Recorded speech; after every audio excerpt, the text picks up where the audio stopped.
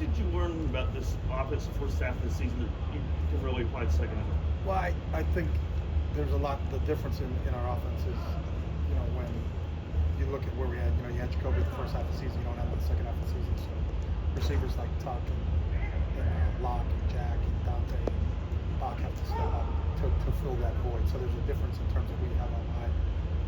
Obviously, in the offensive line, there's been some shuffling going on because you lost Colton and then you lost JPJ. So just moving those guys around. So I think our guys that have stepped up have done a nice job.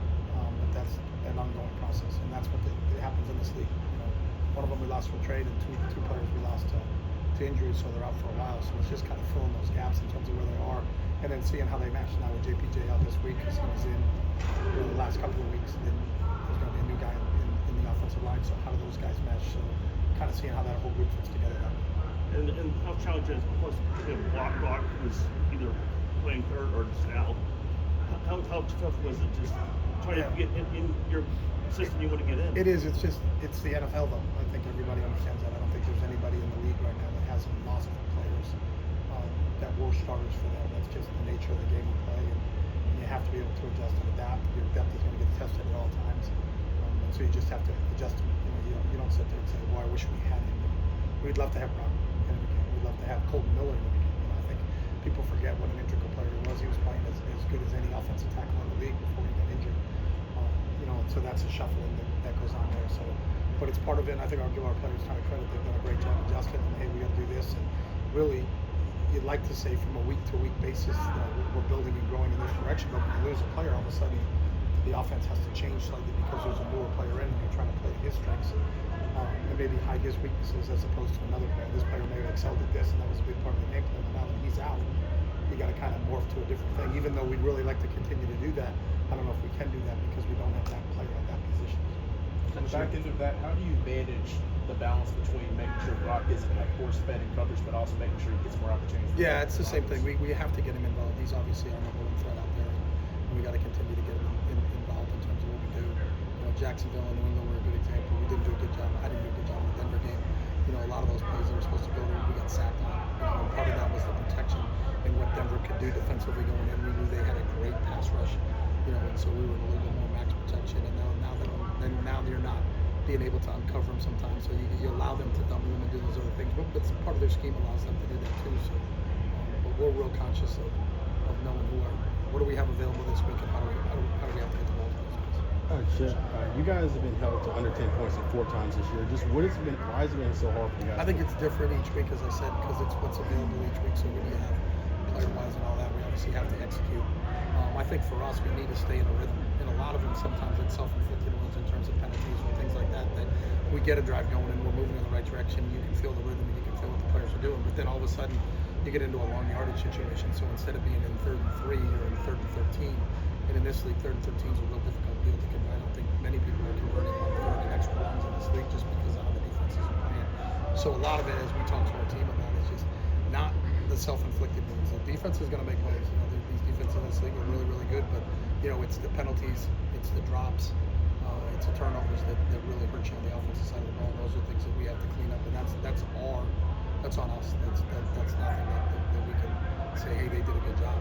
If we don't give our hands where they're supposed to be and they're outside the framework of the body, and you're corralling somebody, then they're going to call a hold. Or do we line up in the right formations? All of those things are things that right now, because of some of the injuries and where we are, and you're really kind of thin, we can't afford to hurt ourselves. And that's, I think, in a lot of those drive situations, that's what's going to happen. Pete said yesterday how this season hasn't gone to how he anticipated to go when he took the job and going into the year. Just for you personally, how have you internalized it, and are you surprised at how the direction things No, are going? I don't think you can predict anything in this league. I mean, that's just the nature of this league.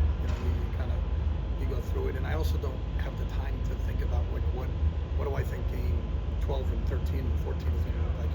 Your focus has to be on really having a good, I don't even know what day this is. It's a Thursday for us, so having a really good Thursday. We just had a walkthrough, and then we're going to go watch that real quick and then head out to the practice field and then get ready for our training session that afternoon, and then just keep thinking of that. But I don't think of, hey, I thought going into this we were going to be 10 and 6. Well, I think every coach going into it thinks you're going to be 17 and 0. That's just, you better think that way. If you think if you've already chalked up losses in your brain, then you're in a world of hurt anyway. So don't really think long term, especially when you're in season. It's really a day-to-day thing. And can we stack a good Wednesday, Thursday, Friday, Saturday together so that we can play on Sunday? Chip, as somebody that's coached college and NFL and just recently, what's the biggest challenges facing offensive linemen that go from the college game to the NFL? I think schematically, some teams at the college level, it's a little bit everything's a signal from the sideline, so they haven't really, they're not in a huddle. So those mechanics are a little bit different for them. That's a challenge. I think obviously when you're playing in college, you may play against a team that's got one good pass rusher, not three. So and they're so good in this league at isolating guys and getting players on certain players that it makes it hard. That you got to be really, really good in one-on-one situations where in college you may have been in a lot of slide protection and you can just turn to that really good pass rusher and not let him get in. But, the defensive coordinators are really sharp in this league and don't allow you to do that. So sometimes it's the scheme that they may have only run 3 or 4 run plays and have 2 protections. Where if you come to an NFL team, then you're going to have multiple run plays and even more importantly, multiple protections. Because if you don't have multiple protections, you're going to get eaten up in this league. So from a protection standpoint, I think it's the biggest thing that stands out. And not that they don't have the skills and don't have the ability to do it. It's just they just haven't been exposed to it. And to have the volume of protections that you have in this league and that you need to have in this league because of the volume of defensive looks that people are going to give you, that's part of it.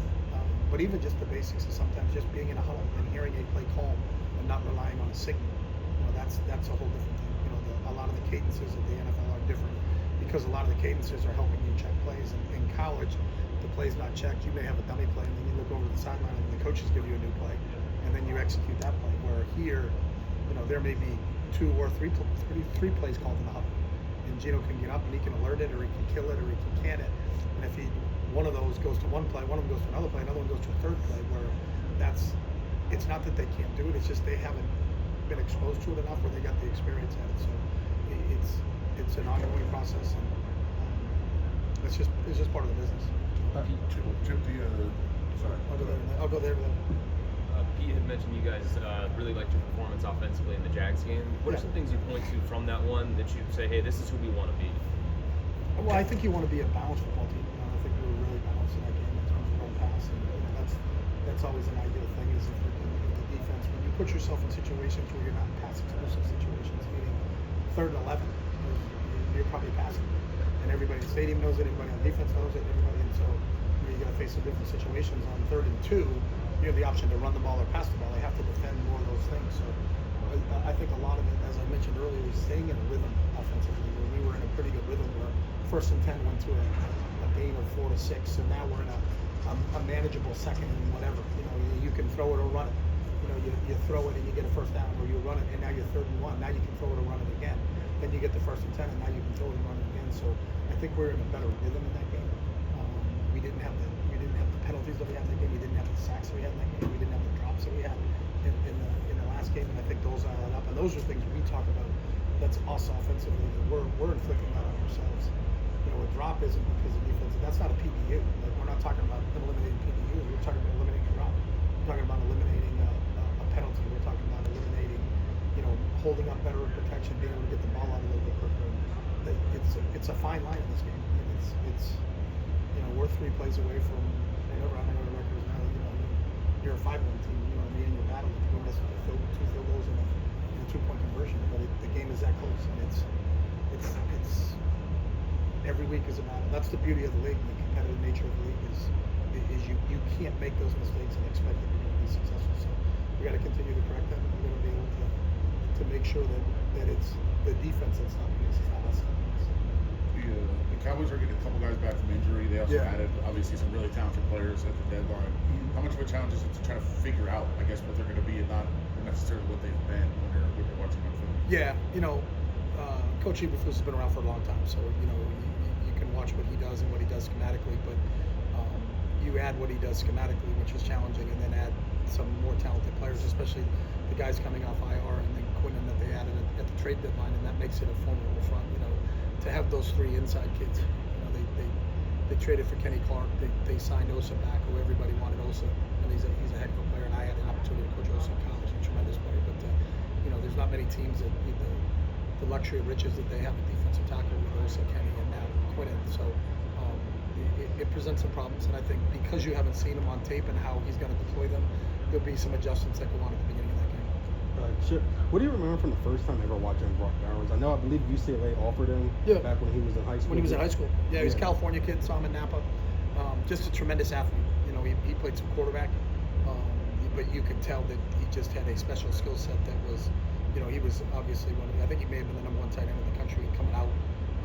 You know, when he went to Georgia, but you know, you didn't have to watch the tape too long to say that this kid was going to be special. And it's his ability to run, but he runs with such power. And he has such a base, and he's got an athletic ability of a wide receiver, but he's the size of a tight end. Like, I think Brock could play in multiple positions. He would have been a heck of a defensive player. If you wanted to play him in running back, I think he could play running back. I think he can do so many different things. But somebody that big, that strong, that powerful, but they can run that fast is truly unique, and that's what makes him really what I think is the top tight end in this league. And just going off of that, just why do you think it's so easy for him to create separation? Because when you look on film, it's like he's always open and always has open space to take advantage. So why is it so easy for him to like create separation from defenders? God. I don't know. I don't know if you could. There are not many people like Brock, and that's it. But I think the other thing with Brock that I don't know if people, his work ethic is outstanding, and what he does every single day, from film study to how he takes care of his body to the work he does in practice. And he's one of those truly special kids where when Coach Steck will take him out for a play, like he's PO, he's pissed off, like he wants that rep. And you're like, Brock, it's Wednesday, we got a game on Sunday, and I know, but I need to work. I need to work at the top of the route. Well, the ball's going on the other side. I don't care. I need to work on this. And it's just his dedication and his mindset in terms of getting so good at his craft is what really makes him such a special player, along with some God-given talent that not many people have. So.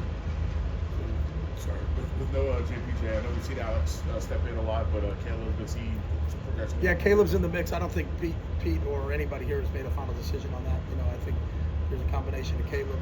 Willie Putnam played in the game for us on because he was up, so Putt's involved in that mix, and then Antonio Malfi, who's on our practice squad, is involved in that. So you've got Kappa, you got Will, and you got Caleb, and you got Antonio, and then we've got today, because today's really like a Thursday for us, so we still have 2 full practices. Thursday practice, Friday practice. In our minds, I know it's Friday, Saturday, someone told us that today. But those 2 practices, and then I think they'll make a final determination in what direction they're going to go. You're comfortable with where he's progressing at this point?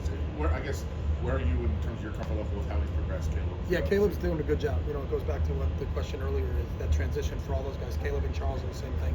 You know, Caleb came from a Texas Tech Air Raid type offense, and they scored a lot of points and did a lot of really good things. And then Charles is another one who came from William & Mary, you know, so he's coming from an FCS level, but both of those guys are doing a really good job in their development.